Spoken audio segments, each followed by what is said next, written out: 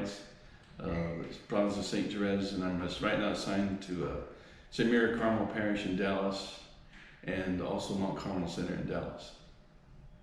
Well, it means a lot to me to be asked, to talk about this on this occasion, because I was part of what we call the Provincial Centenary group. It was Father John Michael Payne, Father Sam Morello, and I that we started this. Actually, the first when it began back in 1997, and that was a wonderful time. We had 2 symposiums in our province on St. Thérèse, and we attended the symposium in the Washington province and learned many things about her from some of the big authors.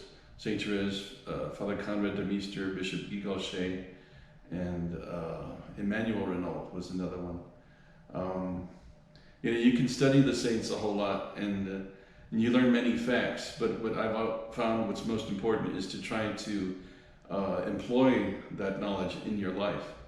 And I think one of the most important things is she talks about doing the ordinary things extraordinarily well for those, that happen to be, around you, as if you were doing them for Jesus directly, and that's a hard thing, because it's, some people get on our nerves, and then we get on other people's nerves and all that sort of stuff, and it can be really difficult to see God in them or remember that God is in you too as well. One of the stories of St. Thérèse that I liked was this one sister who said that she said, well, I know Sister St. Thérèse loved me. And they said, well, why? Because every time we went to our cells at night, when we turned in, she'd give me this big smile, and I said, she said, well, I know that she really loved me.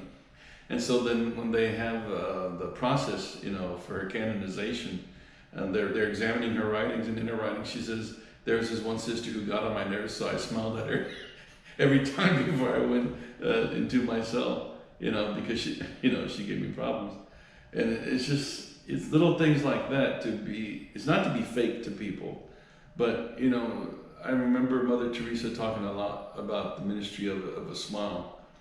And I'm not the type of person that likes to meet strangers, and so, I try to remember that when I'm in the presence of someone I don't know, just not to be, fake or funny like that, but to be cordial to them, to be kind to them, welcome them, trying to help with whatever they need and how important that can be, because that can make the difference, just for that day, for that person, in a way that we just don't actually see.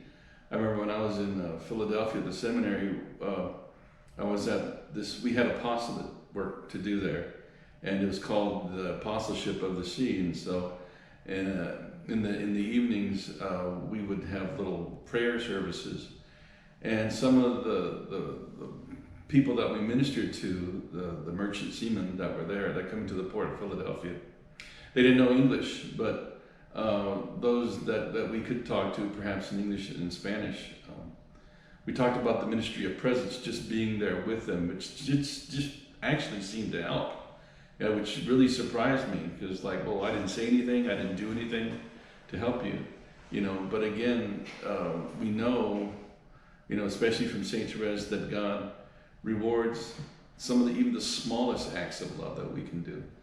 Because it's always the devil that likes to tempt us to do real big things, to fast a lot and do all these super huge, penances and whatnot, to almost try to earn God's love, and that we can't possibly do that. So I think that's one of the greatest things I've learned from St. Thérèse, benefited from her.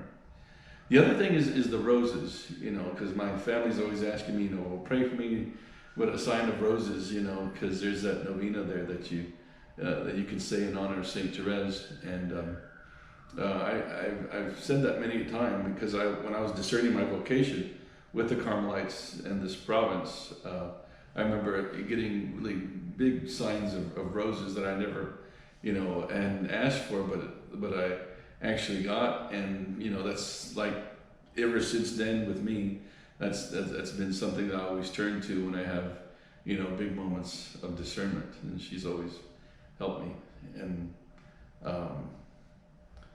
I didn't appreciate her when I was a kid because I went to Little Flower School here. I didn't know that that was St. Thérèse in the tomb chapel. I thought that was the Blessed Mother. You know, I said, well, she's awful pretty. It's got to be the Blessed Mother.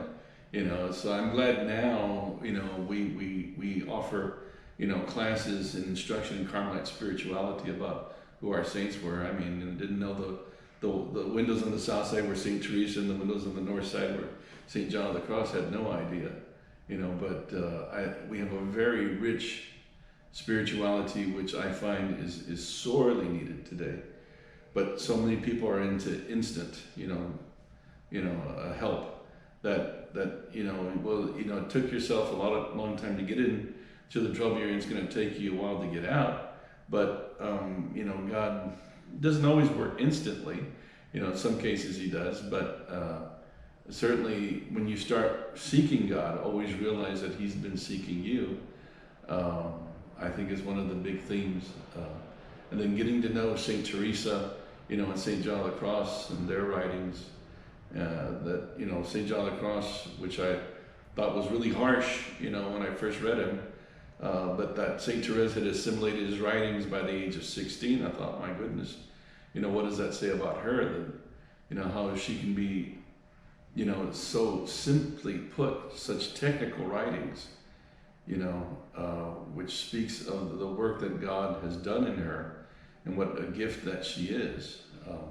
I think that's really very helpful because we can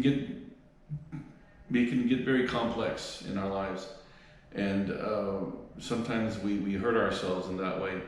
But when we see that God is really simple, that His saints are really simple, that it helps us to do away with perhaps any pretenses that are there.